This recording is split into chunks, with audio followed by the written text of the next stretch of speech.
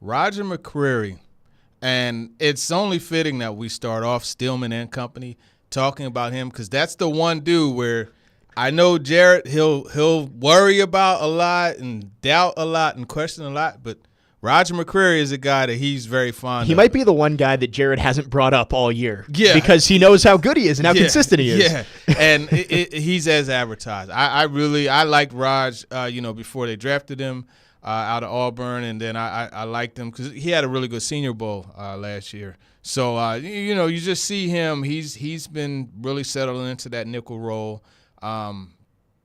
Gabe Judy Lawley. Yeah. Man. And we could get into him in a little more detail later, but I'll just say this: the length and willingness to be aggressive at the line. Whether it's shooting at one hand or two hand, he's shooting something. You know what I mean? And he's getting a really good jam at the line, and just he's a perfect fit for this team and what Denard Wilson likes to do. So you got that. Jarvis Brownlee Jr., he got beat, in the end zone for a touchdown.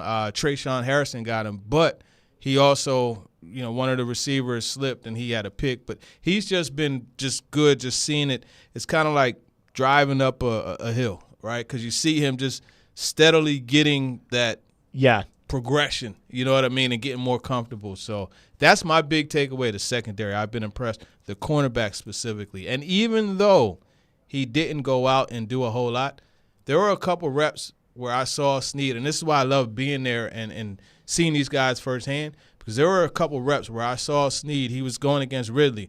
It was half speed, but Ridley, he's such a premier route runner. And there were a couple times where I saw Snead just flip his hips so quickly, and I'm like, that's why that dude is shut down the way he is.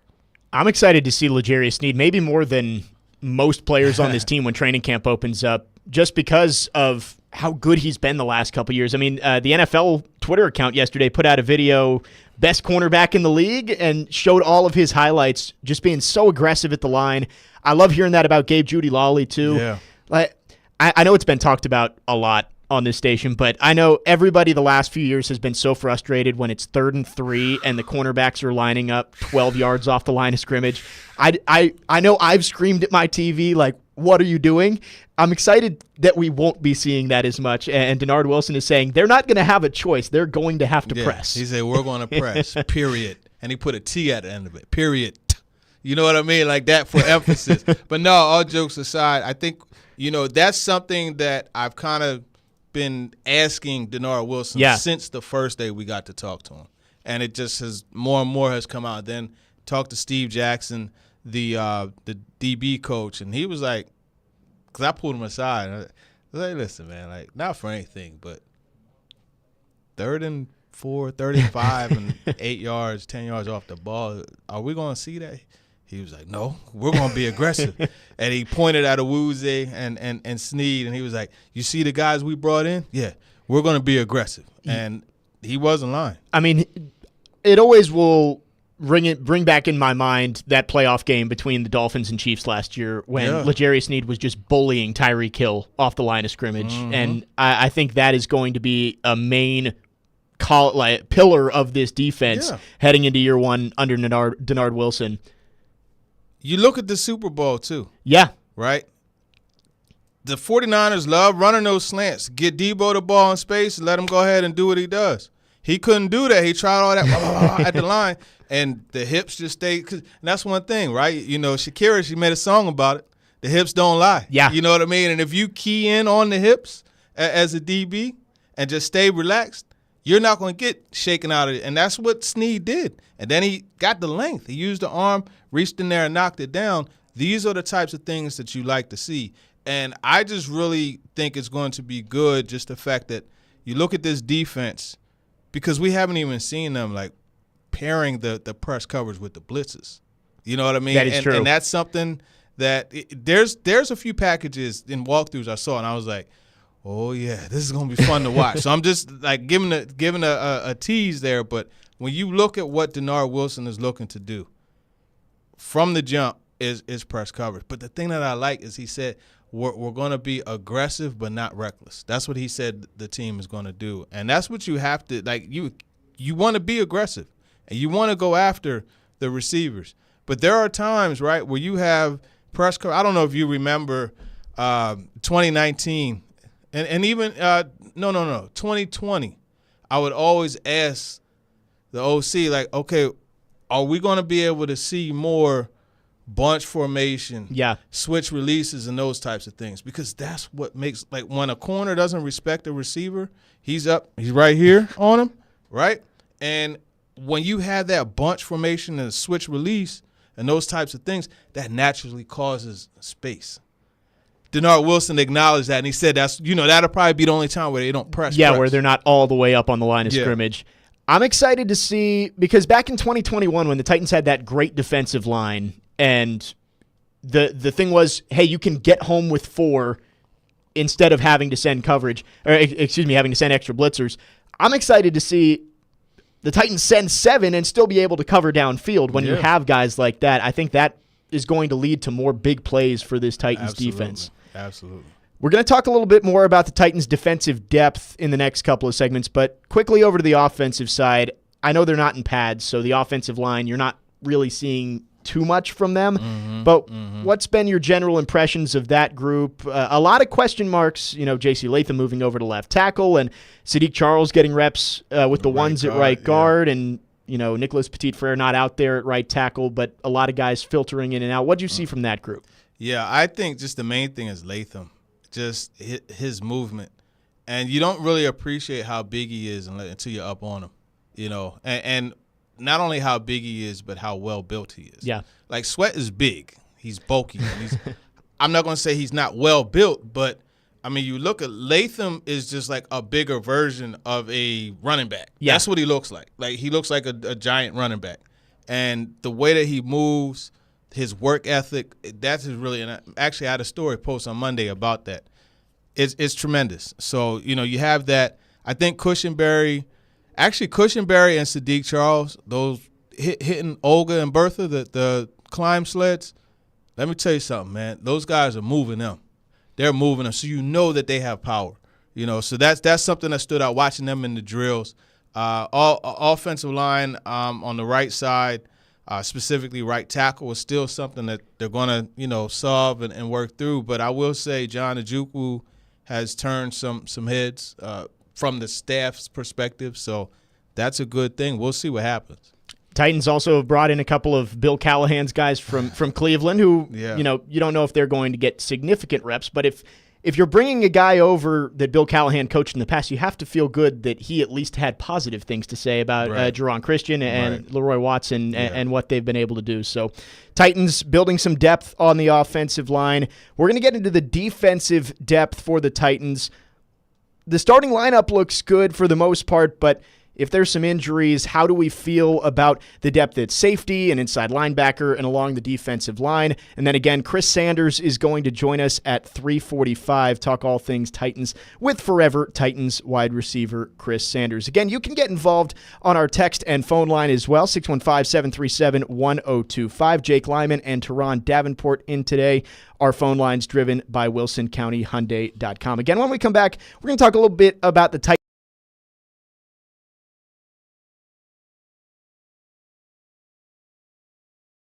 Could make the Titans feel a little bit better in case the injury bug strikes again in 2024. Off and rolling here on Stillman and Company, 102.5, 106.3 The Game.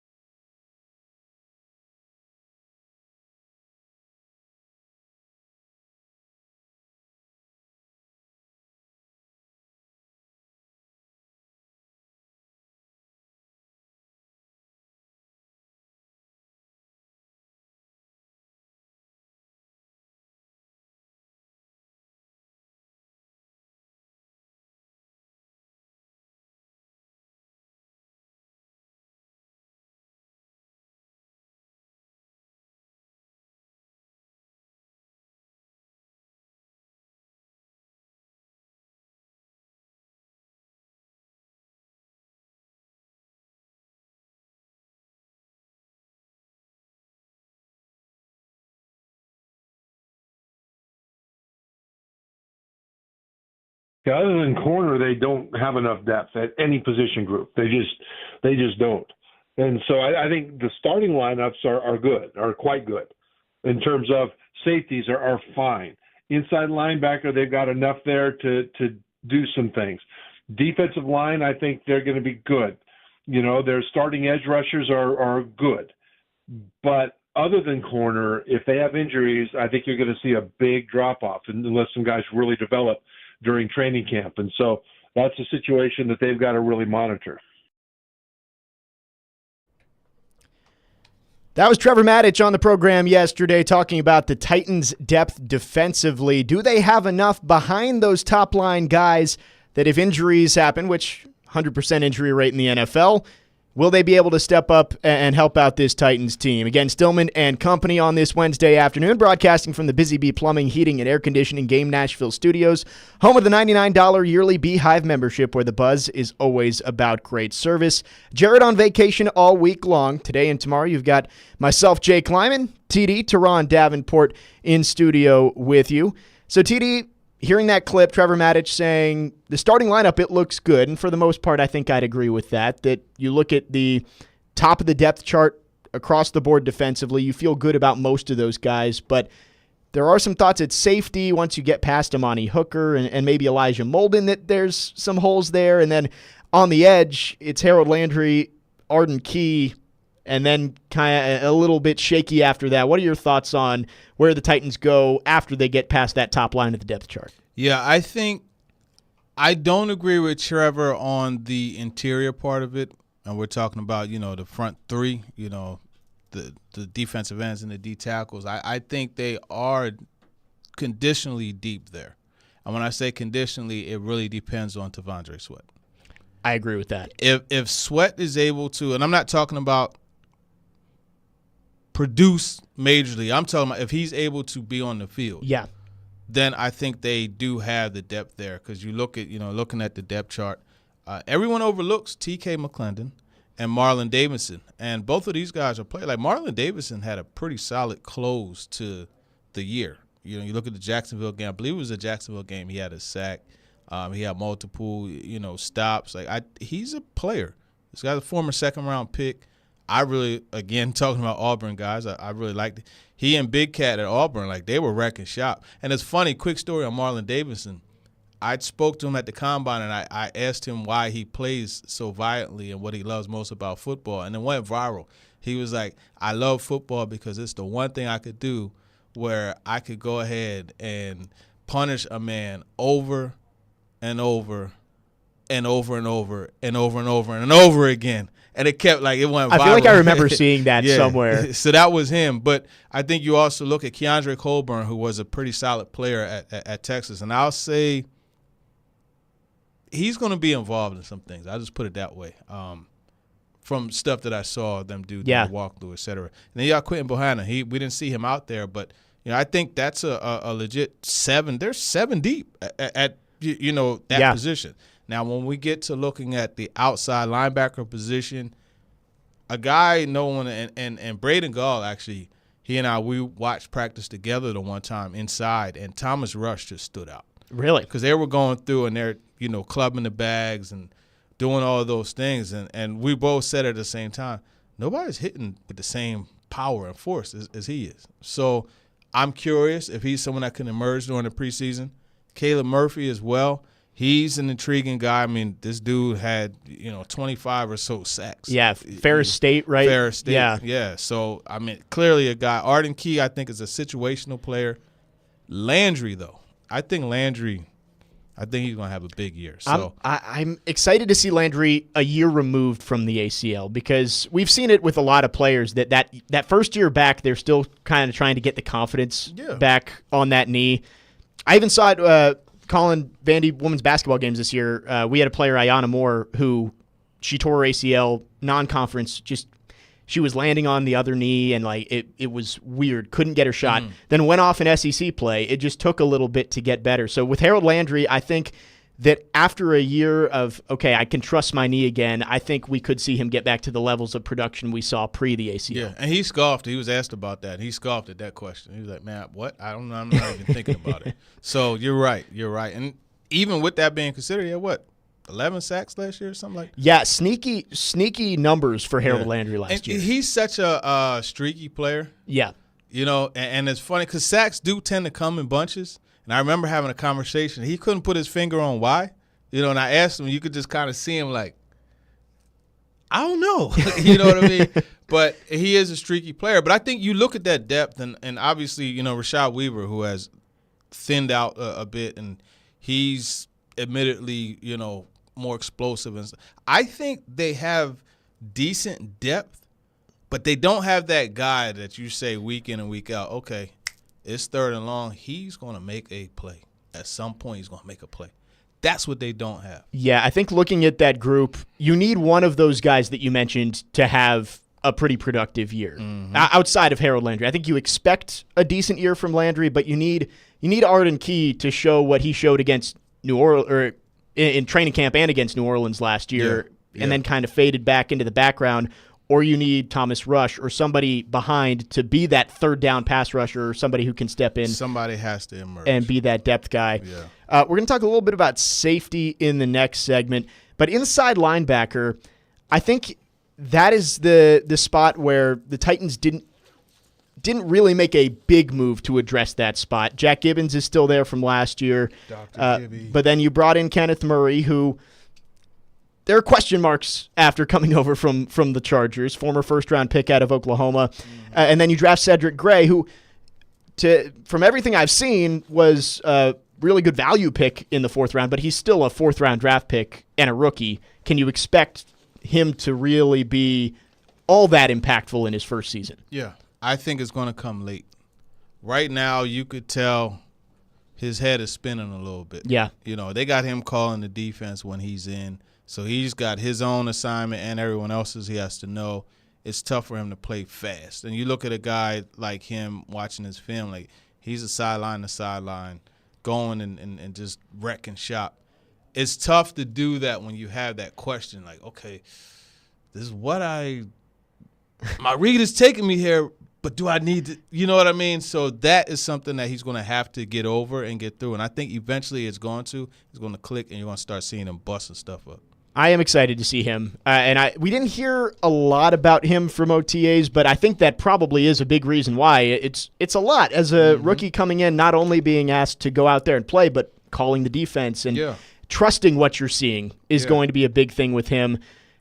I think the hope is that he ends up being that green dot guy for this team. But, again, I think that's a position where I see a lot of question marks. Kenneth Murray, really talented player as well, but you're not exactly sure what you're going to get out of him. I think the knock on him is, hey, when he gets downhill, he's a problem. But the other aspects of playing in the middle, it has been kind of shaky for him. Yeah, and I think the situation for him is like, you don't go buy a Corvette and drive it on a dirt road.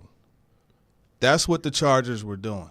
He's not a read. He's not somebody you say, okay, sit back, look what's happening, diagnose it, and go get it. He's not Jack Gibbons. Yeah. Right? He's somebody you just say, okay, come here, man. You see what they're doing right now? They're killing us. Go out there, and all I want you to do is just bust stuff up. Just go wreck shop. And you just got to let him go. He's like that, rodeo, like you got the bull in there, you're just holding him, and then you finally open the gate and the bull goes just crazy. Go. Yeah. You don't tell that bull, hey, run to this point. Like, you don't tell him to jump hurdles and do all that stuff like in the dog shows. You just tell him to just go out there and be wrecked. Yeah. And that's what you do with Kenneth Murray. And we've seen that with a lot of first-round linebackers, I think, in the past. These guys who are ridiculously athletic and can go make plays for you, but they're being asked to do stuff that just doesn't fit their skill set. I think Isaiah Simmons is another example of this that we've seen, a guy who people were talking about him as a top 5 draft pick. I forget where he went. He slipped a little further. But he went to Arizona. Yeah, at 8 or 9, I think, in his draft, but just hasn't been able to use his talent in a way that's been productive at the NFL level. Yeah, it's just one of those things where you got, and they're doing it. It's going to be interesting watching him and what he's able to do. So I'm looking forward to just everything unleashing. The one spot that you feel good about, and we talked a little bit about corner in the first segment, you feel really good about the depth there. I mean, we went through with Jarvis Brownlee Jr., a draft pick, and the way Gabe Judy Lawley's looked. And if you can get anything out of Caleb Farley, you feel okay, even though you're not going to get the same production, that if L'Jarius Sneed misses some time or Chidobe Awuzie, that you have options behind them that can step up. Yeah, and I think that's just that. If you're able to get something out of him, like it's a cherry on top, but it's just going back to Chidobe, going back to Sneed. The difference, you look at these guys and having a career, like these guys, they like to get physical. They like to, as you say, get contact on the outside. They like to create that chatter, have those conversations, physical ones, that is.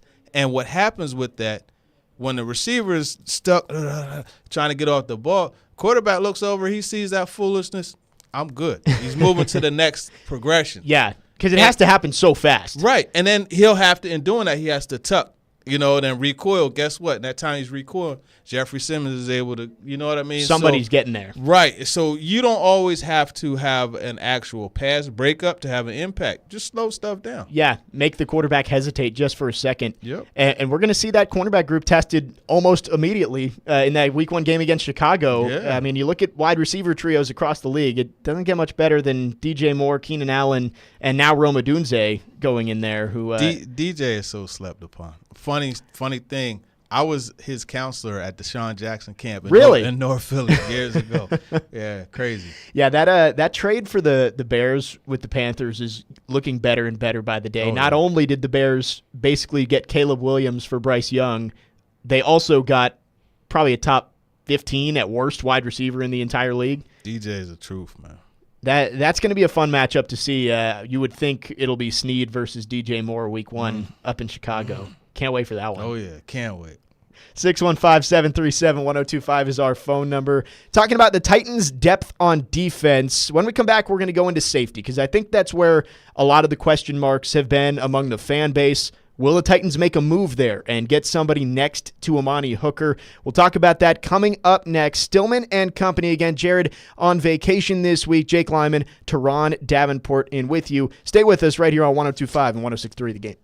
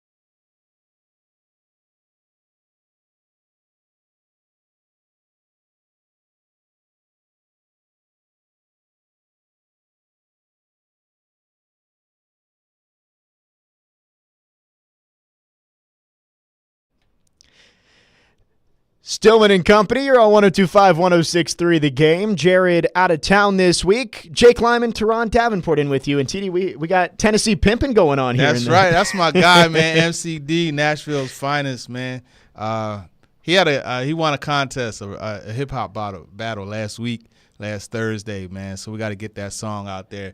We've been looking to try to get I don't like to use the word try. We've been looking to get the Titans to get behind that too, man, because it's dope, man. Good music. Put that behind a hype video or something in stadium. Right. I think that would go well. That's right. I know people have been trying to get the Pain Train video back, so maybe that's item number 2 is try and get Tennessee pimping. There you go. Pain Train, man, that is a classic. It needs to come back. I think it's Bussin' with the Boys who has been leading that charge. They're trying to get the OG Pain Train video back, so we'll see if they're successful. I know they talked to Rand Carthon and Brian Callahan about it.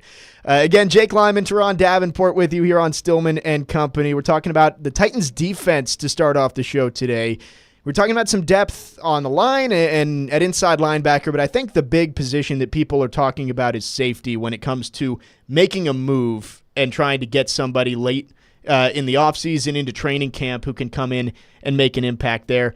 And TD, there's a lot of impact safeties. I know Justin Simmons is the guy who stands out, but there's more guys out there, even with Marcus May going down to Miami, that the Titans could look at to slot in next to Amani Hooker. Yeah, there definitely are. I think Simmons is the best of them. I likened him to Eric Davis playing center field, right? You know, just being so rangy and able to get to a lot of different places. He's not the same as he used to be from that perspective, but you look at some of these other guys.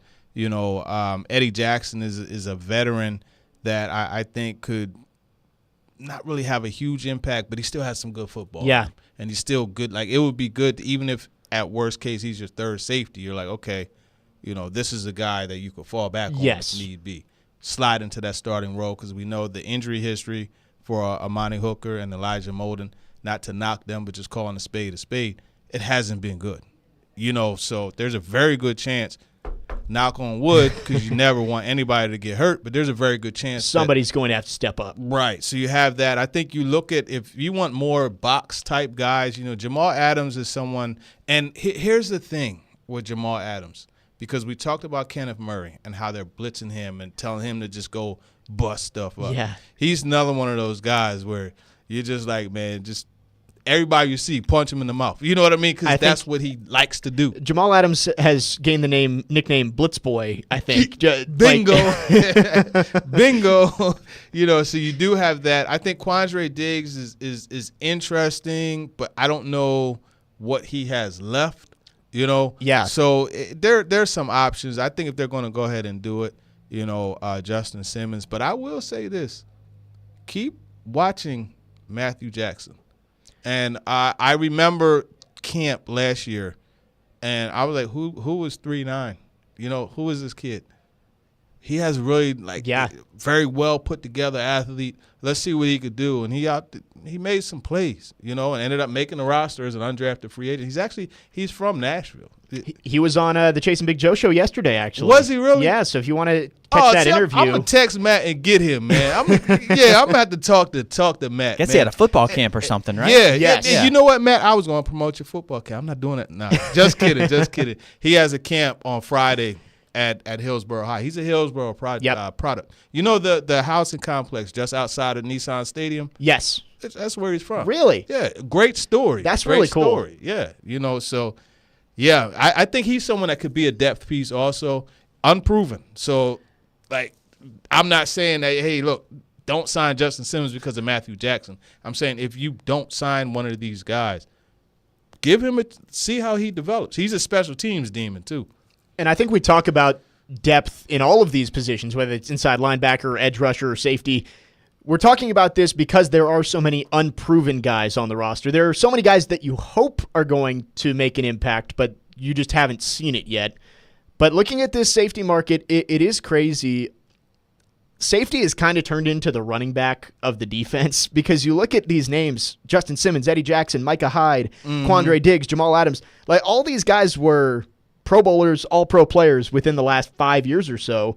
Yep. I mean, Titans traded Kevin Byard for a 5th and a 6th round pick last year. Safety has been devalued because cornerback is it's such an outside game now. Corner and wide receiver are going up. Safety and running back are kind of going down. Yeah, and that's the thing. That cornerback position is just going to continue to, just because of how this passing league is, it's going to continue to do well. The thing that's just intriguing to me is because you're seeing these tight ends get paid the way that they are. The best way, and Justin Simmons, for example, even Kevin Byard back in the day, like they used to drop him down in the box. Hey, is you one-on-one with whoever. Travis Kelce. Yeah. And Justin Simmons was the same type of guy. So it's funny how it's going like opposite directions where the tight ends are getting paid and the safeties are just kind of becoming marginal. That's a really good point there. I didn't think about it like that because it was true for a while there. Kevin Byard was shutting down tight ends across the board. Even like Dane Cruikshank for a little bit there. Yeah. They would throw him on the tight end and he would shut them down. It didn't matter who it was. Yep. During the break, we also brought up maybe making an addition at edge. A few intriguing names there. I know Ian was mentioning Yannick Ngakoue. You said Carl Lawson could be an intriguing guy too. Yeah. It's funny. I was at Yannick Ngakoue's pro day at Maryland. Wow. Yeah. Same one. Stephon Diggs was there too. Yes. But Ngakoue, I don't know what he has left. I'm not sure what he's kind of bounced around and not really done a whole lot in his last couple stops. The thing is with Lawson, at least you're looking at a guy, okay, he signed with the Jets. He had the injury and just never got back on track. Yeah. So it's like, okay, well, this is a possible low-risk, high-return situation because if you get him and he could get anywhere near the form that he was in Cincinnati, you got a player. But on top of that, setting the edge and doing those types of things, Carl Lawson he got that. He's cock diesel, like he's strong. You know what I mean? So he can set that edge for you. Which might be a good pairing with a guy like Arden Key, who Lawson can be your stronger guy, set the edge, and Arden Key can be your kind of turbo coming off the edge on third down, just pin your ears back and go. Yeah, Arden is actually out there with Von Miller and Bud Dupree and Micah Parsons. They're doing a pass rush summit. Yeah, he was out there. Same weekend as tight end U? Yeah, TEU right here. Yep, today is day 2 out there. Yeah, we were joking about that on yesterday's show. I was saying I think George Kittle at some point will be a Titan. Like he lives here. He's friends with Philip Forsberg. He does tight end U here every year. It makes too much. The Rand Carthon connections. I think George Kittle at some point will be in the two-tone blue. Make it happen. Yeah, out there training with my guy, man, Jeremy Holt, man, local athlete. I think it's called. I forget his company, but yeah, definitely ties. Last thing I wanted to bring up before we move on here. I know you said you didn't know a ton on him, but. It came out last night that Breeland Speaks, the UFL Defensive Player of the Year, the Panthers and Titans had at least kind of reached out. Hit 9.5 sacks in the UFL this year. Maybe an intriguing guy just to have as a depth piece along with some of those other guys you mentioned in the last segment. Yeah, absolutely. I think he's more of like a 3-tech, like that kind of player. He's not someone you probably not have stand up rushing the passer, but I mean. Look, sometimes what happens with guys, and it's something that gets lost, how mental this game is, right? So he went out there, had the 9.5 sacks, won the Defensive Player of the Year. I know it's the UFL, but it's like, yeah, I could do confidence, this. Yeah, that confidence. And you look at Cam Wake, he had to go from Penn State. He went and played in Canada. He came back here, got with the Dolphins, and that dude was getting money. Yes. He was getting home on the quarterback, So you wonder if that's something that Breeland Speaks could do. Look, how expensive can it be, right? Worth a flyer for sure. He wants a shot. I guarantee you that given a shot, he's going to come in here and play like he's hungry to the point, and Chase is going to smile when I say this, he's so hungry his ribs are showing. That's the hunger that a guy like that, he doesn't want to be in the UFL anymore. He wants to play in the NFL, so getting that shot, hey, you can't lose. Maybe somebody the Titans try to bring in. Again, the report came out last night. Titans, Panthers have at least reached out. Maybe a guy the Titans bring in and add to that edge room or defensive line. Would you say kind of like a Danico Autry kind of guy?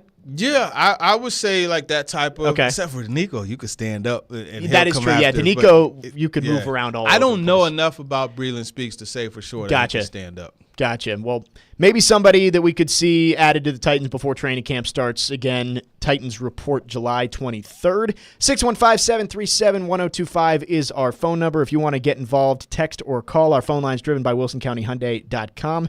Be sure to join 1025 The Game and Robbie Stanley this Saturday from 10 to noon at the Coleman Tractor Company at 3613 Highway 31 West in White House for the Orange Days sales event. There will be free lunch from 11 to 1, catered by Keys Southern Smokehouse, live music, driver ride demos, door prizes, and you can enter to win an Echo battery-powered weed trimmer kit.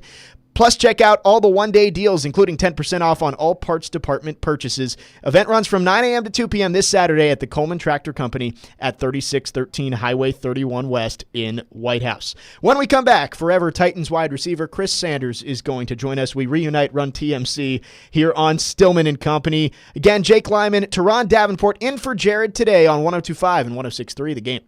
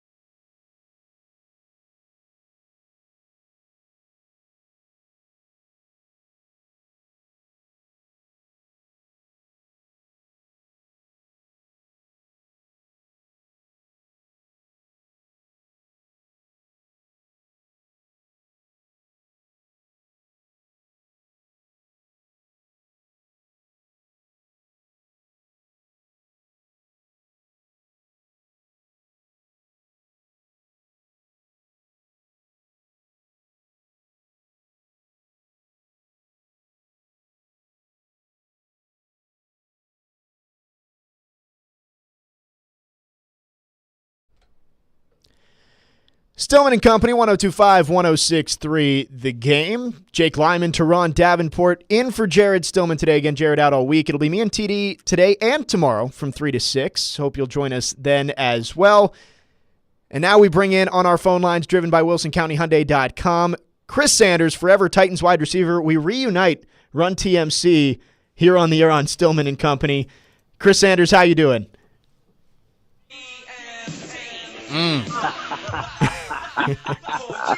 Oh, hey.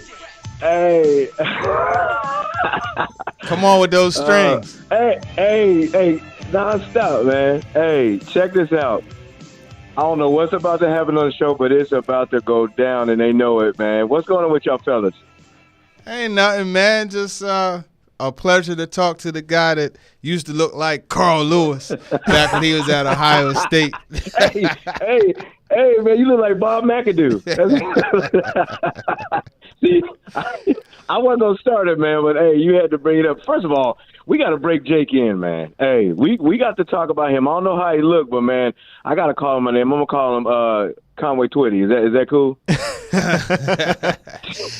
You can't just get on a show and not get talked about. Come on, man. Yeah, I'm not sure. It hasn't hit me yet, but you got to come on, man. You got to look. You guys have till the end of the segment to come up with something. I'll think about it. But I mean, it's like when I saw you, Tyrone Hill came to mind immediately. Stillman. When I saw Stillman, all I could think of was John Candy. So it's like, When I saw you, man. Hey. When I saw you, I'm like, man, I went up to you and I asked for your autograph, and I said, could you sign this? Cut to a commercial. So Chris, Teron, you guys have to the end of the segment. I need to be included in this too. Right, you got to come up with something good. Chris, let's talk some Titans wide receivers here. Sure. The top three, you feel good. Nuke, Calvin Ridley, Tyler Boyd. Yep. But behind that, where do you see the rest of that depth falling once we get to training camp? I know Traylon Burks, there's a lot of questions. And then behind that, you've got guys like Jaquan Jackson and Kearis Jackson, Mason Kinsey, Kyle Phillips. How do you see that sorting itself out as we get into training camp?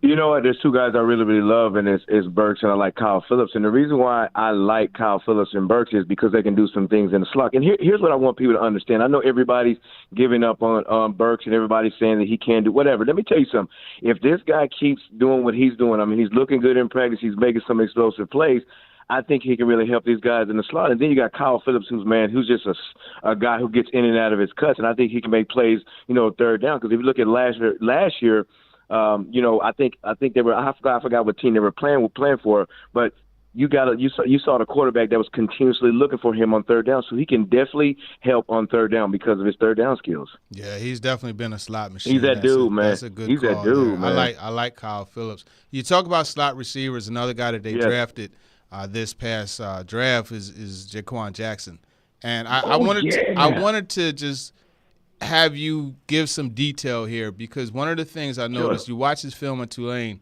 he and the football, like, they had a lot of confrontations. He's fighting the football a lot. So when you see him here, suddenly he's starting to catch the ball with his hands more, and it looks good. How do you make that progression? What's the key as a receiver? Here's the key. I mean, the one thing you got to understand is you got to catch the ball in pressure situations. When I say in pressure situation, it's going to be tighter coverage, especially in the NFL. And you said it's something that was key, TD, is he's catching the ball with his hands. And you have to catch the ball with your hands, because if you catch the ball with your body and you get hit, that's where the situations where the ball gets jolted out. And I think the one thing that's going to help him, and I know this sounds kind of cliche and it sounds kind of weird, you better be on that jug machine every single day. Be on that jug machine, catching the ball at different angles, getting with your coach when they're doing special teams, or if he's not on special teams, which he probably is, but catching the ball on the sideline and training your mind to catch the ball with your hands. Because I'm going to tell you something, when you start getting all these vets in and then you're going through, the preseason games, and then also you get into the season, it's going to be a tighter coverage and it's going to be physical. So the thing that he has to do, number one, get off the line of scrimmage, but also to catch the ball with his hands. Talking with forever Titans wide receiver Chris Sanders. Chris, we're in that kind of lull between off-season work and training camp. These guys get about 6 weeks away from the team. What did you find was important to prioritize during this time before you jump into training camp and then you're just going into the season? Yeah, this is crucial, and I'm going to say crucial because there's a lot of guys, I'm not going to say everybody, that are going to take a lot of time off away from football, and I don't think that's good. What you have to do is, you have to prioritize. Number one is God. Number two is family, but the one thing you have to do is make sure you get your work in. So what I would do is I would get up like at 5 or 6 in the morning to while everybody sleep and do my workout, do my speed workouts, do my lifting, do all the things that I need to do before they get up. And then when they get up, then now it's about time to spend time with my family. So with these guys, being these 6 weeks off, I don't want guys to get into a situation to where they did all these things at OTAs, all these things in mandatory workouts. Then all of a sudden you take those 6 weeks off, and then you get into camp, and then you're basically back where you were before. So I just think that it's crucial for these guys to make sure that you prioritize, yes, God, yes, your family, but also make sure you put a part of football in that in that equation. Two-part question. Back in the 60s when you were playing, did you guys ever do those off-season meetups where you meet up with the quarterback and it's kind of like a retreat?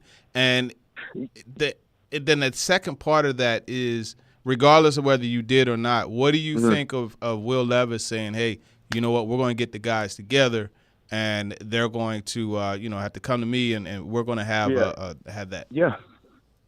I think sometimes, when I was with Steve Mack and, Neil O'Donnell's guys, we did that maybe once in a while, but we didn't take a lot of the guys' times because a lot of times guys want to spend time with their family, so you can actually understand that. But I think this is a different scenario this year because you got Will Levis that has different players. He has Cal really that hasn't been there. You have, Tyler Boyd, this was with a different team, and he played with Hop last year. So you got a lot of different faces on the offense. You got a lot of different faces that's in the huddle. So I think that's a great thing that Will Levis is doing to say, you know what, I understand we got 6 weeks, but let's take one time out of the week to just catch the ball. It's not about just running full speed and, doing all these catching the ball, doing all these drills. It's just about all the guys being on the same page. Even if you have just a mental walkthrough, have a 10 personnel that's 1 back, 0 tight end, and 4 wide receivers, to everybody walks to their position and mentally go through the reps. So yes, it's good to do that. Yeah, you don't want to take a lot of your time, but also you want to get some quality work. Chris, I'll let you out of here on this. I know you've been doing some work. Y'all kicking me off, man. We're getting close to the break. You got but I do want to ask, I know you've been doing some work with the Arena League team, the Nashville Cats, as their team chaplain. Yes. What's that experience been like working with that team? Man, it's really great for me because I get a lot of chance to go in there and talk to the guys about all the mistakes that I made. Because a lot of times, when guys are focusing on football and going through trials and tribulations, I get a chance to help them. So, for me, it's just using my past experience when I was in the NFL and then actually away from the NFL. Because the thing about it is, when you get done playing football, when you get done doing all this stuff, your life continues. So the reason why I love working with the Cats and I love working with these guys is it's just like the NFL, not for long. But the good thing about it is I want to help these guys write a vision for their life. So even when they go through trials and tribulations outside of football, they will win. So that's the reason why I love working with the Cats. And it's an honor. When I say it's an honor to develop players and help players and help them, through the experiences that I went through, it is a complete honor to help these guys. Great stuff. Chris Sanders, forever Titans wide receiver. Before we go, can I say one thing before we go? Yeah, go ahead. Uh-oh. I was watching one of my favorite shows, and it was called Different Strokes. And I was watching Different Strokes, and this little kid walked by, and he said, "What you talking about, Willis?" And my wife, she's like, "Baby," I can't believe it. She was cheering it, like, "Yeah." She was like, "Is that TD? Did you do the radio show on?" I said, "Nah, baby, that's Gary Coleman." I'll let you slide, yo. Old and Polynesian looking fool. All right, man. Y'all have a good one. Peace out, brothers. Chris, thanks so much for your time. Always Appreciate fun when we get Chris Sanders and Teron Davenport together. Tune into Talking with TD if you want to hear more of that every single week. That's it. Chris Sanders, forever Titans wide receiver. Always appreciate his time. When we come back, we're going to take a step away from football for a second. We're going to talk some women's basketball. We're going to talk some Caitlin Clark. big event over the weekend when Angel Reese got called for a flagrant foul. A lot of discussion on both sides of that. And also, Caitlin Clark not on the U.S. Olympic roster for this year's Olympics in Paris. Going to talk about that coming up as we start hour number 2. Again, Jared Stillman out this week. Jake Lyman, Teron Davenport in for him. Stillman Company, 102.5, 106.3, The Game.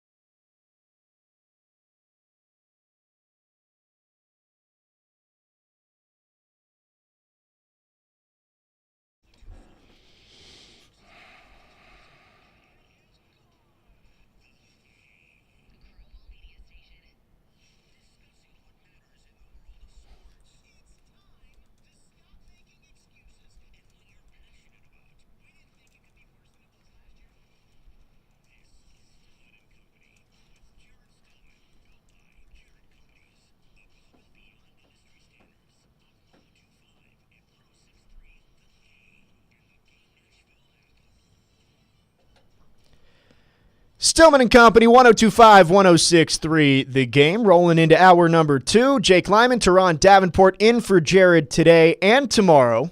Had a lot of Titans talk in hour number 1. Just visited with Chris Sanders, Forever Titans wide receiver. Going to get into some WNBA talk, some Caitlin Clark talk here as we start hour number 2. Later in the hour, we will talk some NFL wide receivers who are looking for new deals, T. Higgins and Brandon Ayuk. You can get in the conversation as well. Text or call 615-737-1025. Our phone line's driven by WilsonCountyHyundai.com. Again, Jake Lyman, Teron Davenport with you. TD, we're going to talk a lot of football today and tomorrow, but I figured it's good to step aside here. And there's been a lot of talk about Caitlin Clark pretty much all summer long since she was drafted first overall and started to get adjusted to the WNBA. Big event this weekend with Angel Reese and the flagrant foul. We'll talk about that in a second, but I think a lot of the talk has been about the Olympic roster lately and Caitlin Clark not being part of the team being sent to Paris. I know Jared's talked about it, and he thinks that somebody's going to get injured. He's asked about Caitlin Clark, and Kevin Durant, a guy who's been to plenty of Olympics, won plenty of gold medals, knows what it takes. He had this to say on Caitlin Clark being left off the Olympic roster. I still think it's proper steps you got to take in our world to be considered an Olympian. I think she's going to definitely be on one of these teams going forward, but right now there's better candidates out there, I think. But Caitlin just got to continue to keep showing up every day, and the WNBA is doing a great job of showcasing her. I see in her games on ESPN every other day. I see in talks around no matter what they're talking about.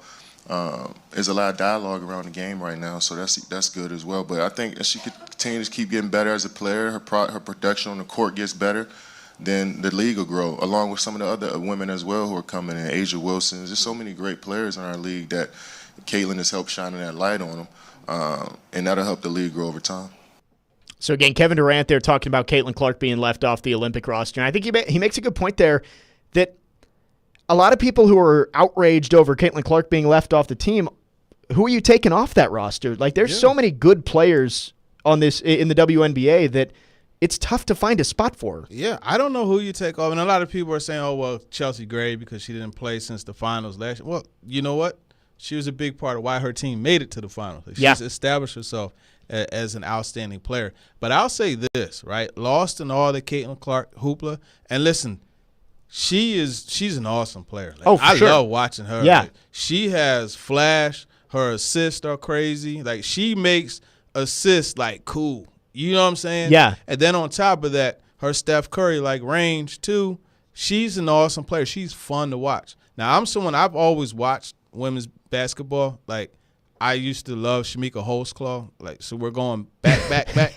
You know what I mean? Cheryl Swoops was another one that I really liked. So, I've always watched women's basketball. So it's not like, I'm one of the, hey, Caitlin Clark, let's start I'm watching. on the bandwagon, yeah. She's done a really good job of bringing interest to the game. But I'll say this.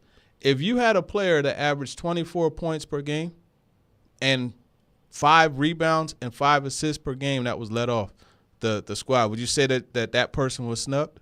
Yeah. Why is no one talking about Arike Ogunbowale? Yes, I've heard a lot of talk about that as well. And it is funny. You see the people talking about it. The people who have covered women's basketball for long enough, they're talking about Arike getting left off the team. The people who just kind of got into this, they're the ones talking about Caitlin Clark. Yeah, and it's this is what happens when you have hot button players, polarizing players, and she is very polarizing. But Ogunbowale, like, man, remember she had the game-winning shot at UConn. Yeah. You know what I mean? Like, she's been a money player. She came in the league and has done her thing consistently. No one is talking about her being snubbed. And if, God forbid, someone gets hurt, she better. It should be her over Caitlin Clark. Yeah, and that's no slight on Caitlin Clark. As KD said, you have to put your time. Look, I remember they had that first dream team, right? Dominique Wilkins was one of the best scorers in the league. He was left off. Yeah.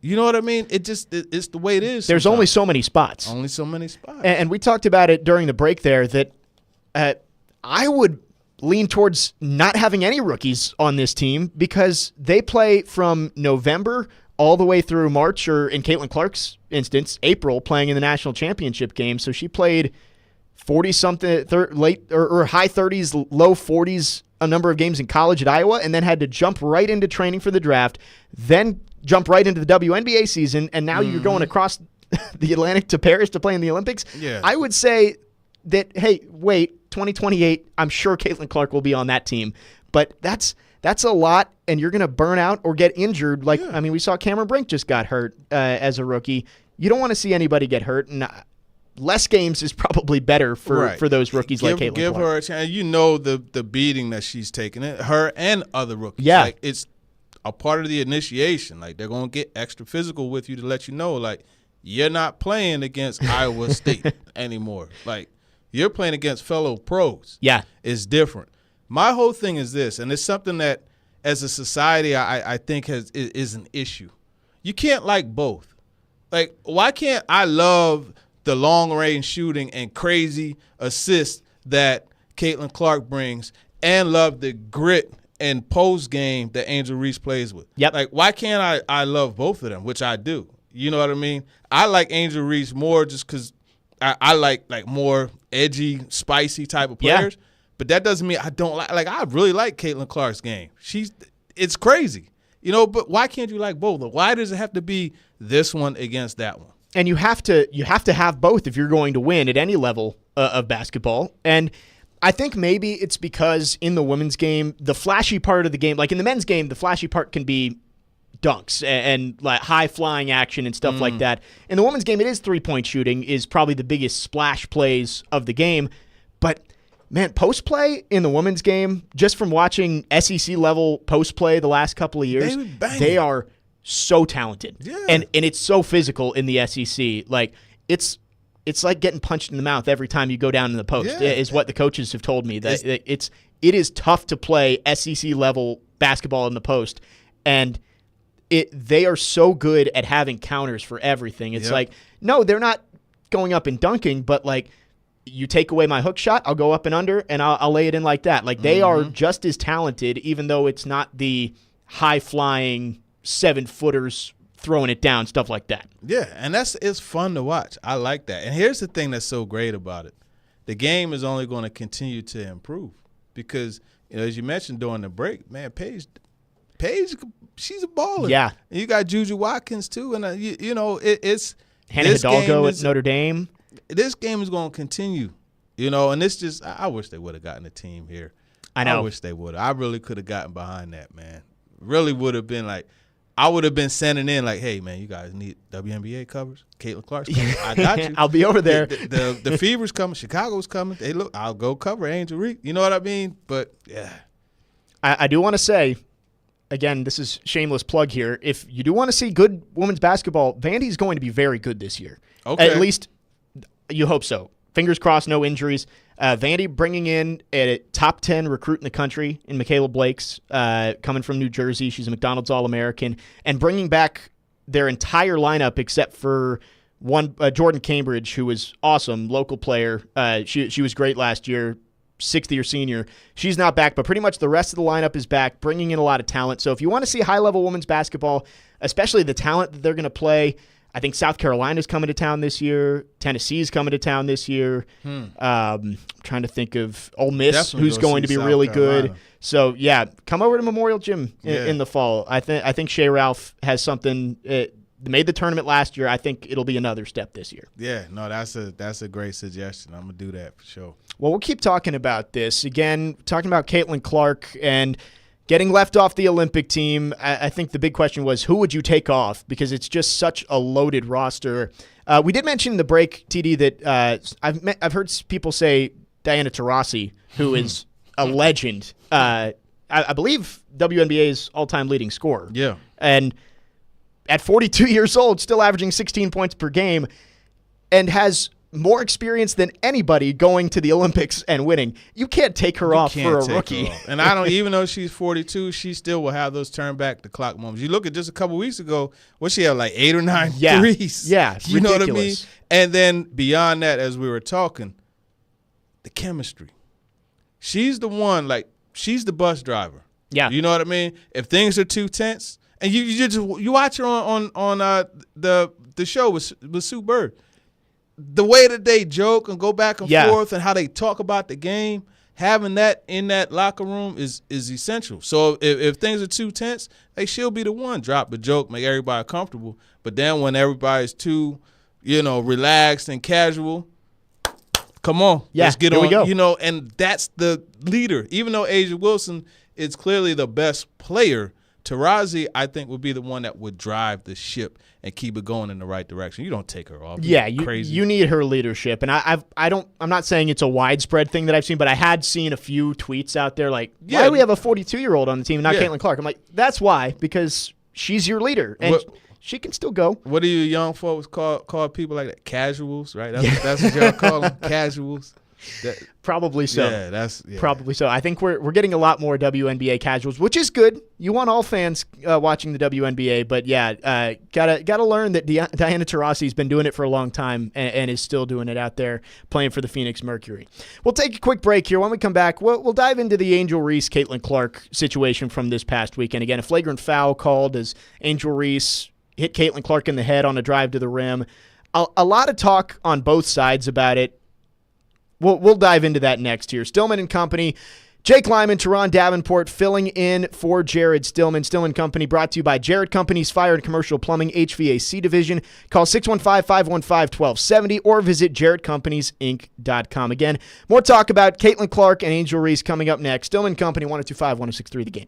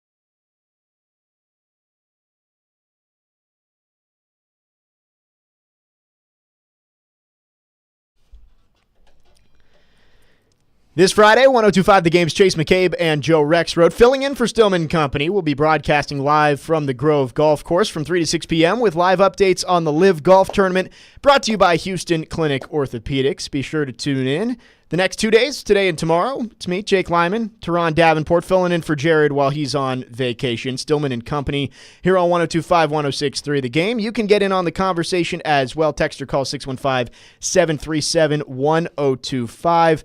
We are talking some WNBA. Caitlin Clark, we just had a discussion there about how she got left off the Olympic team, and there was some outrage about it. And it's just tough to take any of those players off the team. Ben from Cumberland City on our text line said, I don't know how you have an Angel Reese, Caitlin Clark discussion without commenting on how veterans in the league have put a target on her. You can say all the correct things, but you can't leave out watching AR cheer on that cheap shot she took. And we're going to get into some Angel Reese, Caitlin Clark here. The last 2 times that the Fever have played the Sky, there's been some controversies that have arisen. They both have taken cheap shots. And this, again, goes back to what I'm saying. Like, why does it have to be one against the other? Yeah.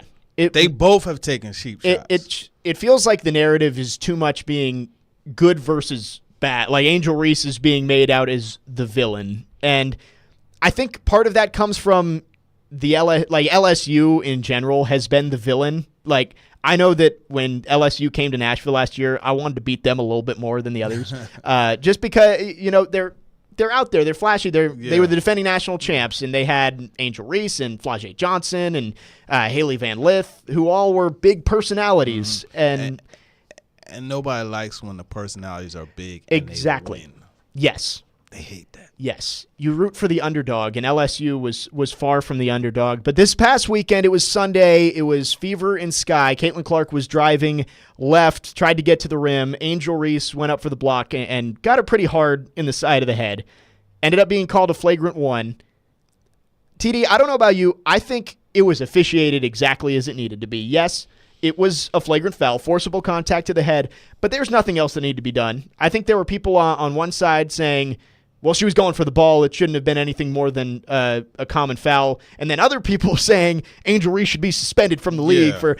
I feel like it was right down the middle. It's where it should have been. There didn't need to be so much controversy about this play. I agree, 100%. There didn't need to be, but these are 2 of the most polarizing players in the league. Yeah, converging on one play, so there's gonna be sparks. But I can't tell you how many times I've seen that same play happen. It happens all the time. Like that swipe at the ball from behind, it happens all the time. It's a basketball play. Yeah. I genuinely don't believe Angel Reese meant any harm by it. Not at all. It happened, though. Yes. Right? And so because it happened and it was to the head, you have to officiate it that way because it's just, even though you didn't mean harm, you potentially caused it. So you got to be face that consequence. So I think you're right. It was officiated the right way. But again, this goes back to the whole Angel versus Caitlin. Demon, yeah. And it's like, it's not going to work. It's good for the league, though, having, 2 stars who this goes back to, they played in the national championship game 2 years ago. And, Angel with the you can't see me at Caitlin Clark. It started there, and those 2 are always going to be compared to each other because of that game and everything that's happened since then. I feel, but that's good for the league. I mean, we had Brady versus Peyton for so long. Mm-hmm. It's good to have a little rivalry that people can follow, and it gets more people into the league. Yeah, it's absolutely good to have that rivalry. And it's just, I think in this case, you have a mesh of 2 totally different cultures, right? Like Angel Reese, she's a product of the inner city. Yeah. And when you come from the inner city, this is the type of way you have to be to survive. You know what I mean? Whereas, Caitlin Clark, she's not an inner city person, but her game is just flawless. And it's easy to tack on to that game, but you have to understand, like, that's not the only way things go. There's also a way of having that flamboyance, having that style, having that character, that personality, and all those things. This is not to say one is better than the other. They're just 2 different flavors. And I think that looking at women's college basketball and the WNBA, like we're seeing all this talk about how the WNBA players, I think maybe a little chip on their shoulder, they want to welcome Caitlin Clark to the league. Like, and we see that in every league, that if there's a big name prospect who comes in, they're going to get their welcome to the league moment. But then you have a lot of these Caitlin Clark fans saying that, hey, they should be thanking Caitlin for everything she's done, even though there's a lot more talented players. Like, yes, Caitlin Clark is the one who's drawn a lot of the headlines lately, but Kelsey Plum, Asia Wilson, Sabrina Ionescu, Brianna Stewart, like all these players were there before, and they are just as talented. It's just they didn't make the headlines that Caitlin Clark made in college. Yeah, and that's really the bottom line. But it's crazy because, all this talk about what she's enduring, and it's a lot. Go to that good old thing that we call Google and look up Candace Parker, rookie year. Yeah. Go look that up. Rookie of the year and MVP that year, I believe. Go look up the fight. Look it up. You're going to see someone – now, that fight got so bad, somebody tried to break it up. I forget the player's name. She tried to break it up, and she tore her ACL breaking it up. Like, it was an all-out brawl. And it was all because, somebody tried to take her down an awkward way after a foul shot. It's been happening. Yeah. It's been happening. Like, you go to – look at any – that's how they bring these rookies in. Look at the way that they were playing against Wembanyama. He comes into the league, everybody wants to try to dunk on his neck.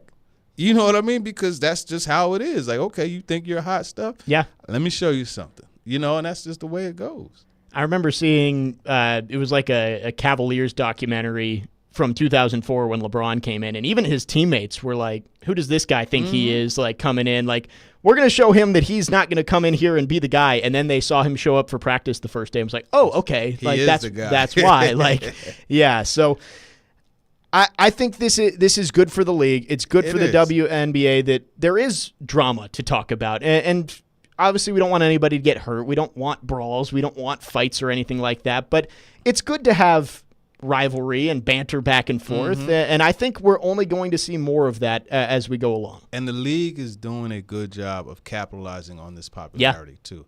I love the way that they do the walk-ins. Now, some of these young ladies wear things that is just like, oh my goodness, like I didn't know that, that's the way you look.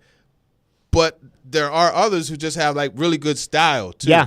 So it's cool to see that because, like I like to see, and fans in general like to see when the NFL players walk in, when the NBA players walk in. Or when Russell Westbrook was walking in and something some of that stuff crazy. Yeah. Like, come on, dude. Come on, man. You got parents. Like, you got a wife. She can't see you dressing like this. But that's a different story. But I do think that they've done a good job of capitalizing on that. And it's good. I really like it. And a funny thing, I was just when I was downtown. My daughter and I, we had breakfast at Kitchen Notes. Shout out one of the companies that work with us. Over the Omni? Yeah, at the Omni. We had breakfast there, and I remember we got in the car, and as I went to start up, a guy walked out, and he had a Caitlin Clark That's awesome. jersey on. I'm like, and it was just cool to see that. Now, my daughter, Drew, she doesn't like sports or anything like that, but it was cool just like, I looked at her, and she didn't know, like, that's a female, a guy wearing a female's jersey, but it was just cool, you know what I mean? And that's the thing that I really like about the popularity that this league is gaining. And we talked about it last segment. It's not just going to be Caitlin Clark. You've got players in college right now. Paige Beckers, I think she's going to have a huge year as long as she stays healthy. And the two freshmen, Juju Watkins and Hannah Hidalgo, they did things in their freshman year that even Caitlin Clark, I don't think, did. So, Hannah Hidalgo led the country in steals as a freshman. Yeah. And I'm excited to see what she does in her sophomore year. I think we are going to see this not just be the Caitlin Clark effect, but just everybody is going to start becoming more into the WNBA. We got people wanting to hear some more football talk, and I get that. We're going to get back into football. We got TD. We're always going to talk football. We're going to talk some NFL wide receivers coming up next. Talk about T. Higgins, who ended up signing a one-year contract with Cincinnati, effectively ending the saga this offseason of him requesting trades, and we'll see how that works out in the next couple of months. And Brandon Ayuk, a little development there with his video saying the 49ers don't want him. We'll talk about that. Here at the bottom of the hour number 2 here on Stillman Company. Jared out for the week. Jake Lyman, Teron Davenport in. Stay with us right here on 102.5 and 106.3 The Game.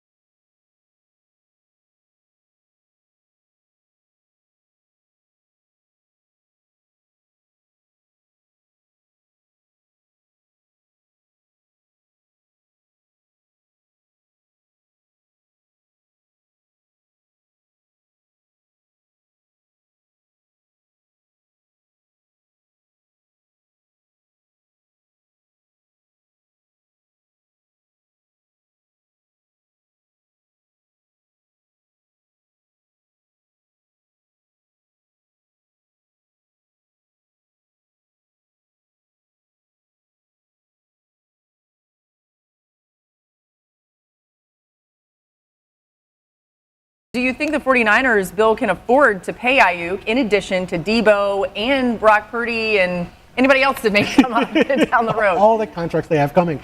You know, on one hand, it's tough, but then I look around the league and there is a team that has managed to do it, and that's the Philadelphia Eagles, where they're spending $213 million in cash on their offense this year, the most for any team in the history of the National Football League. Yikes. But think about all the players they have afforded to pay on the offensive side of the roster. Jalen Hurts making a market value deal. Saquon Barkley, 2-star receivers in A.J. Brown and Devontae Smith. Dallas Goedert, Jordan Mailata, Lane Johnson, Landon Dickerson. They're sort of playing the, hey, you can have your cake and eat it too scenario on offense. So I think you have to draft really well, and that could be an issue because the Niners don't have those 3 first-round picks from the Trey Lance trade on their roster. But I do believe if they're really committed to keeping this offense together, might have to sacrifice other places, but you can make it work. That was Bill Barnwell talking about what the 49ers are planning on doing with Brandon Ayuk. Similar situation in Cincinnati with T. Higgins, where you've already got a highly paid wide receiver on the roster, but another talented guy. It's his turn, and we haven't really seen too much movement in either of those situations. T. Higgins did sign a one-year deal with the Bengals for this year, but still no long-term contract there. Brandon Ayuk, a video this week coming out that he said 49ers don't want him. So a lot to unpack there. Jake Lyman, Teron Davenport with you, in for Jared Stillman on Stillman & Company, broadcasting from the Busy Bee Plumbing, Heating, and Air Conditioning Game Nashville studios, home of the $99 yearly Beehive membership, where the buzz is always about great service. TD, thoughts on these two situations?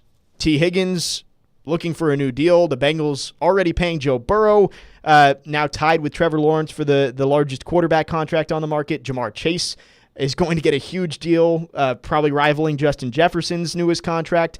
And then with the 49ers, a lot of pieces on that offense already, and now having to pay Brandon Ayuk, both those guys kind of in a stalemate with those franchises right now. Yeah, I think what you're seeing is, and it's funny that we came in with Bill Barnwell speaking about the Eagles, because what you're seeing is a classic example of how you do things, and a classic example of the consequences when you wait, right? A.J. Brown, 3 years, $96 million. Everybody was like, why would you do that? Only 2 years after they gave him the big deal when the Titans traded him there. Everybody, like, why would you do that? Well, here's why. We know this receiver market is about to go stupid. Yes. A.J. Brown is clearly one of the best receivers in the league. Let's avoid having to do a $140 million deal. Do this $96 million. We know what he is right now. 3 years, he's still going to boom. You look at what they did with Devontae Smith. Another example. And Devontae Smith, I think that's the one, right? Because you look at the T. Higgins situation. T. Higgins, a very good receiver. Is he a guy that I put up there with Justin Jefferson and CeeDee Lamb and those guys? No offense, but no. But $75 million for Devontae Smith, another one of the, like, they're all in the same.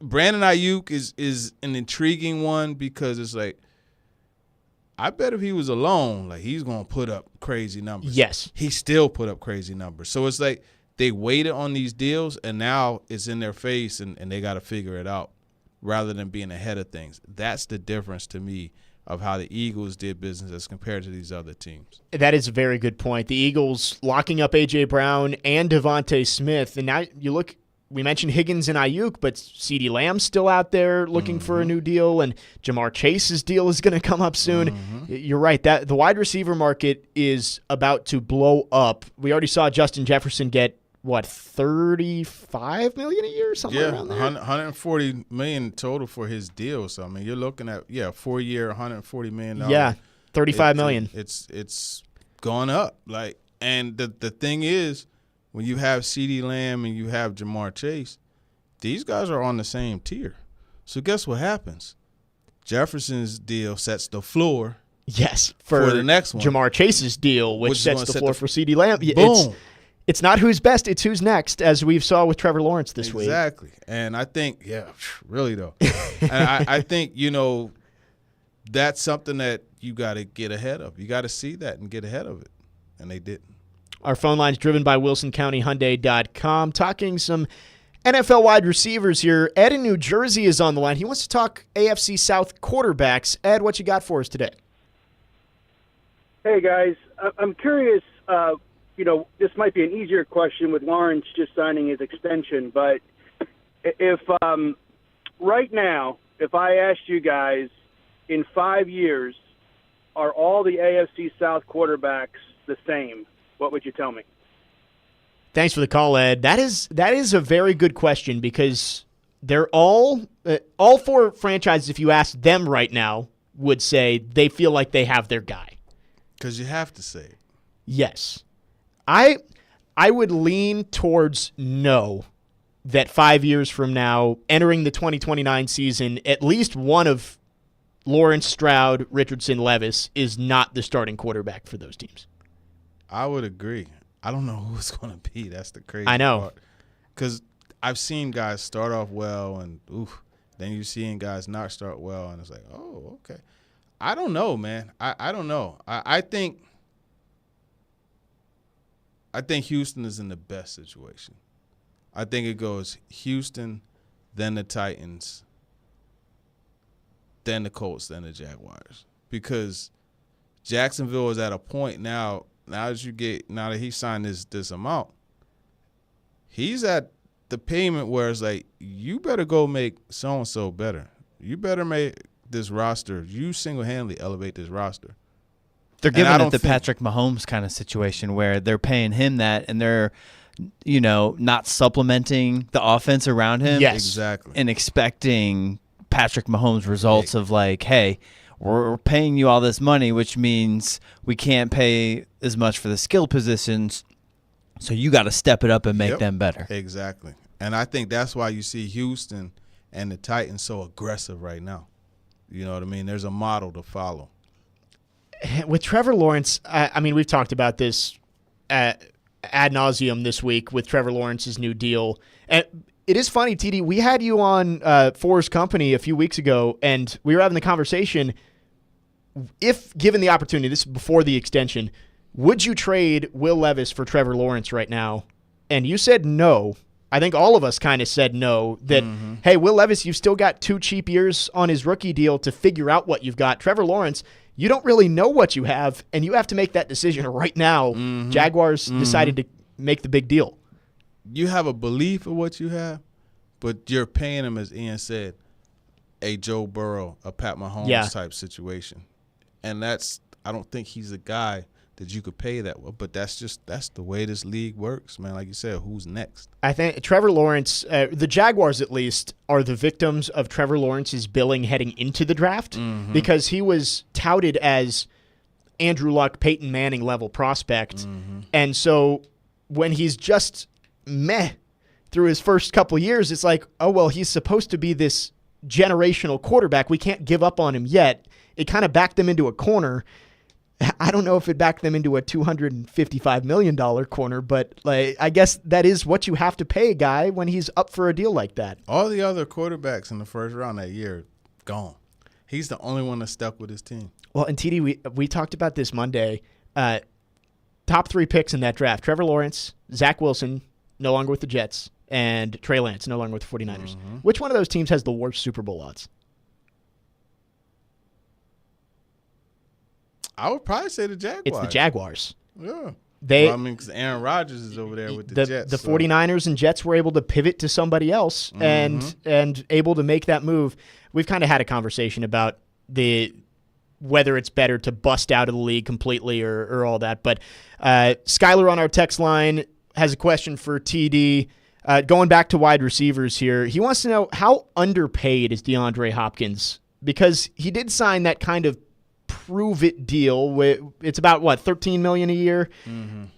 He had a big year last year, and he is kind of stuck here another year under that salary. But how underpaid do you believe that DeAndre Hopkins is? I don't think he's underpaid. I think it's kind of on par. He's not a guy, he's not that same guy that's going to consistently give you 1,300, 8 touchdowns, and 90 to 100 catches. It's scaled down. His game is scaled down some, and so correctly his pay is. I don't think he's underpaid. And I kind of agree with you there that once you get past a certain point in your career, you're not going to get these mega deals of $25 million a year. Like we just saw Derrick Henry signed a similar type contract with the Ravens, 2 years and a respectable amount of money, but nothing earth-shattering. Crazy. Yeah. So DeAndre Hopkins playing on that final year of his contract, I know there's been discussions of whether he may be unhappy with it, but I don't think we're going to see. I haven't heard anything about him being unhappy with it, honestly. So, or as far as actually being unhappy, there have been discussions, yes, but I haven't heard anything about that. And I think the deal that actually starts to look more and more reasonable is the Ridley one. It does. Yeah, I think I saw that as all these receiver deals are coming in, he's now the 16th or 17th highest paid receiver in the league, and that's only going to go down. Yeah, and I think, he could fall in as, 15 to 20th best receiver, so it's I think that's all fair. in line, Again, 615-737-1025 is our phone number if you want to jump in. We had a caller, Ed from New Jersey. He said he wanted to know, do we think all AFC South quarterbacks will be the same starting quarterback in 5 years? 1132 asked the question, has any division ever had the same starting quarterback for 5 straight seasons? That's the fair point. 4 teams all having the exact same quarterback for 5 straight years is tough. You always get turnover, man. 8771 says Levis won't be there in 5 years, not because of talent, but because of injuries, which I guess we'll see. I think the offensive line should be improved enough that he's not on his back nearly enough this year. Yeah, it will be improved. And also, I have a story actually coming out next week about Levis and some of the mechanics and things that they've worked on. And the big thing with that is the timing, right? Pairing his drop up with the timing of the offense. And I think that's something that, will help avoid those injuries, getting the ball out quicker, and that's something that he's worked on. Rob Williams of QB Motion out of Vancouver, he flew down here, and they had some quarterbacks over at Lipscomb a month ago. I went over there and watched them, and a lot of the things that they're looking at it from a kinesiology perspective. And kinesiology, that's the study of human movement, and they're finding ways to make it more efficient. So I think that is something – you'll have more of that on the story. That, folks, is a teaser. That is something that you're starting to see flow into the game a little bit more and help out with these situations about being able to be quicker and more efficient in short spaces in a quicker time. Make sure you look for that story from Tehran. You said next week? Yeah, next week it'll be running at some point. Sweet. Looking forward to it. We're going to talk more about Will Levis coming up in the 5 o'clock hour. When we come back, we'll get back to the talk about Brandon Ayuk, because it was interesting to see the video this week. And for those who didn't see it, Brandon Ayuk on the phone with, crazy to say, his former college quarterback, Jaden Daniels, saying how the 49ers don't want him, and not really sure where that saga is going to go next. We'll have an update from Ian Rappaport, and we'll talk more about that coming up next. Again, Jake Lyman, Tehran Davenport in for Jared Stillman today. Stillman and Company, 102.5, 106.3 The Game.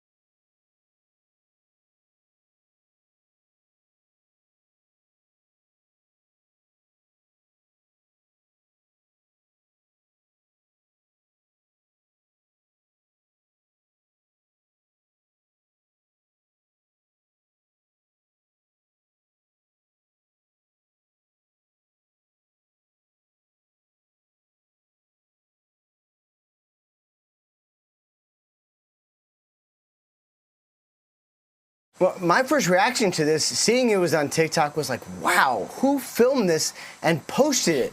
But it was literally Brandon Ayuk who filmed it himself. I don't know if he was actually doing the filming, but he certainly did the posting, clearly sending a message to his former teammate and maybe everyone that in his mind, the 49ers don't want him. But they do want him. They just want him at their price. It is not a negotiation, to my knowledge, that has been completely dead. They just have not done a deal yet. And it's pretty clear that Brandon Ayuk wants the kind of money that Amon-Ra St. Brown ended up making, about $28 million average over the first 3 years of his deal. The 49ers are not there yet. They like him. They really like him. They just have not been able to come together on a deal. So maybe that's kind of the feeling that Brandon Ayuk was trying to give out.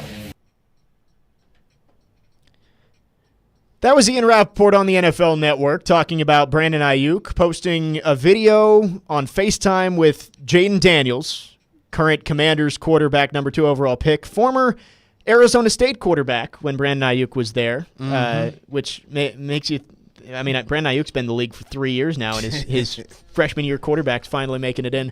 Talking about how the 49ers don't want him and still trying to get that long-term deal. Jake Lyman, Teron Davenport in for Jared Stillman here on Stillman & Company. TD, thoughts on this situation? Because it is tough for this 49ers team when you're paying George Kittle top of the market money at tight end. You've got Deebo Samuel making a big deal at wide receiver. Christian McCaffrey making a lot of money at running back. It's tough to pay everybody, and Brandon Ayuk might just be the odd man out where it's just like they can't find enough money for him. The chickens will come home to roost soon too, because they're going to have to pay good old Brock Purdy as well. Yes, and that's when everything gets a lot tougher. Forget it. So I think when you look at that, right, and that's why you see a Ricky Pearsall getting drafted in the first round. And if I'm at Ayuk, I'm looking at that like we already got too many mouths to feed as it is. Yeah, and then that's my replacement. It's either I look at Deebo and be like, it's either me or you. I honestly hope it ain't me. You know what I mean? So it's just a tough situation because Deebo Samuel is going to be up. I think 25 is they have an out after this season. Yeah. But then 25 completely free agency for him. So we'll see. I understand him feeling that way because you look at the production. I don't have the stats in front of me, but I want to say he put up like 1,300 yards.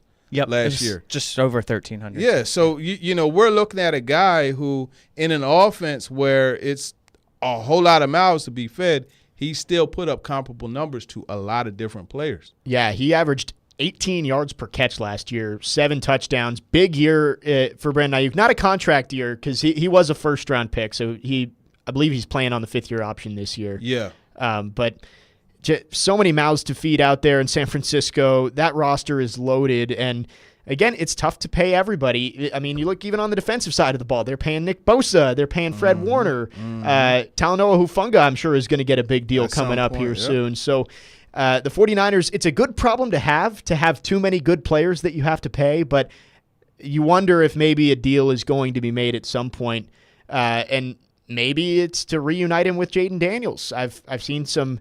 I follow a good amount of Commanders fans on Twitter, and you wonder if maybe that's something that they would be interested in. Him with Terry McLaurin, Gary Carey, and Jahan Dotson.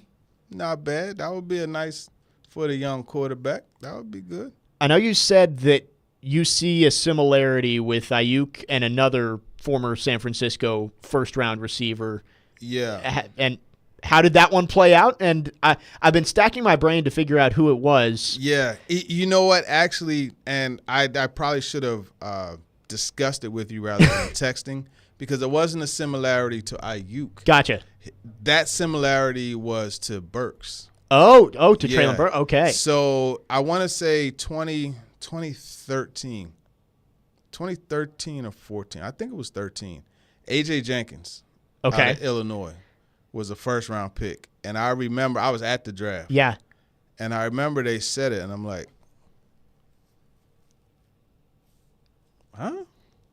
I could not have guessed that in 100 years that was me and Ian were thinking maybe Crabtree was who you were thinking of. But I remember the Crabtree scenario watching that fall. I was so hyped when the Packers drafted B.J. Raji, and I was like, Crabtree is going to be a 49. This is crazy. Yeah. And it was when the Raiders, they drafted Darius Hayward Bay. That's Yes. when you really kind of knew, like, oh, he's going to be available. But no, it was A.J. Jenkins. And the similarity to me was it's a first-round receiver, doesn't always have the best body language, isn't, that assertive, aggressive person in the press, and then doesn't start off well. And it's like, yo, what's up with this dude? Yeah. And I think that's the way a lot of people are with Burks. So eventually what happened with A.J. Jenkins, I think it was a year. Yeah, after a year, they flipped him to Pittsburgh, to the Chiefs for former Pittsburgh receiver Jonathan Baldwin, and they traded. So I was just trying to – and it was one that happened like around this time. Yeah. So I was like, I don't think the Titans should trade Burks, but I wonder if one of those type of situations will open up. That was a similar. Gotcha. Yeah, we were having that conversation yesterday and on Monday a little bit about Treylon Burks that, hearing Trevor Maddich, and you were out there too, but Trevor Maddich saying that the effort and the body language hasn't been great from Treylon Burks. It makes you wonder that you feel like locks with obviously DeAndre Hopkins, Calvin Ridley, Tyler Boyd, probably Nick Westbrook-Akina. And then behind that, you would think they keep 6 receivers. Mm-hmm. Mm-hmm. I would still say Burks would be the favorite, but if you could flip him somewhere and maybe get him a change of scenery and get a 6th-round pick back or something like that, like maybe that's the best option for both parties if it's just not working out here. Honestly, I think it is a situation where, and I'm looking up I just pulled up the A.J. Jenkins situation. I knew it was bad, but I didn't realize it was this bad. He played 37 snaps. He was targeted once, and he dropped it. It's like, dang, man. 100% drop rate. But August 19th, 2013, he was traded. So, that's where I remember it was during camp. So that's where the similarity is. And it was a situation where you had 2 teams where they're like, yeah, now Baldwin was a 2nd-round pick, but we got highly drafted guys. We're not really happy with either of them. Maybe change the scenery. Let's flip it. And I wonder if Rand Carthon and the crew could find that. And if that situation, like I wouldn't flip Burks for a 6th-round pick. I wouldn't do that. I would, if it's like, okay, let's say another team has a right tackle that didn't pan out as much as they thought it. Evan Neal. Now, I'm not saying, do it, but let's that type of situation. You know what I mean? Let's say they traded Evan Neal for Treylon Burks, And again, don't flood the text line and the call. I'm just using it as an example. Yeah, just 2 guys who haven't quite panned out, exactly. Who were highly drafted, talented guys. Ian made a good point the other day, the Dorial Green-Beckham trade. DGB for Dennis Kelly. Like that's kind of maybe where it goes. Like highly drafted receiver, talented, you go get a guy who can be your swing tackle or something like that. We got time for a quick story? Yeah, go ahead. Okay, so I remember that trade happened, right? I was in Philly at the time. Yeah. And Dennis Kelly was a guy, he was well liked there. But everybody was like, ooh, Dorial Green-Beckham, cool. So he came in and I remember talking to him. And I remember it was, one of those around camp type deals. And I remember as the year went on, the Eagles were in New York playing the Giants. And the Giants didn't have a good secondary. And they had DGB isolated backside multiple times. Just he in the corner. No safety help, nothing. They ain't throw him the ball. Right? So I remember that Wednesday, I was like, hey, DGB, man, what? You ain't ever think to go to them and be like, yo, throw me the damn ball? Why you? And I had it on my phone, and I'm showing him. I'm like, look, it's you and it's 1-on-1, no safety, and they're not throwing you the ball. You're not asking for the ball. He was like, yeah, you're right. He did it. He got into so much trouble with Peterson and the cute Mike Groh, the receiver coach. So it was your fault, huh? I was like, oops. My bad. You know what I mean? It was so funny, man. And that same year was when they first started the My Cause, My Cleat stuff. Really, I don't want to say first started, but it got really big that year. And I remember he had a pair of Yeezys. And I remember they like, you know, hey, what's up with your cleats? He was like, man, these are for the Yeezy Foundation. There's no such thing as a Yeezy Foundation. They find that fool like $70,000. I said, man, this dude, he just can't win, man. So when you say DGB, those are the thoughts that enter my mind. I apologize for getting off course, but it was just a story I had to tell. That's awesome. I mean, I remember DGB. He got There picked. was a lot of hype. He was the number 1 overall recruit in high school. Yeah.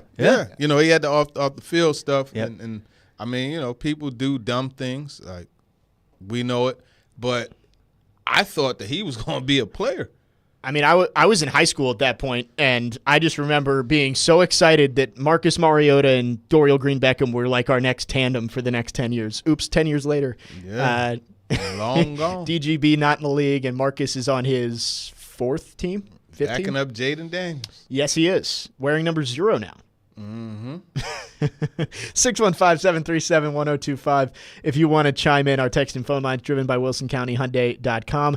Sign up today to play in the 615 Open presented by Gary Force Acura at the beautiful Hermitage Golf Course. Tomorrow, compete for amazing prizes including $10,000 cash for a hole-in-one or a $20,000 kitchen or bath makeover from Eurostone. Plus, you'll have the chance to win exclusive experiences only a radio station can provide. Don't miss out on this incredible event.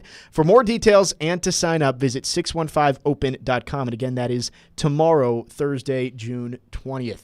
We'll take a quick break here. When we come back, we'll start up hour number 3. We're going to talk about Will Levis. And after seeing Trevor Lawrence's huge deal come down the pipe the last couple of days, how important is it for the Titans to build around Will Levis on this cheap rookie deal for the next 2 years? We're going to talk about that and that Trevor Lawrence contract in our final hour. Again, Jake Lyman, Teron Davenport, in for Jared Stillman, Stillman Company, 102.5, 106.3 The Game.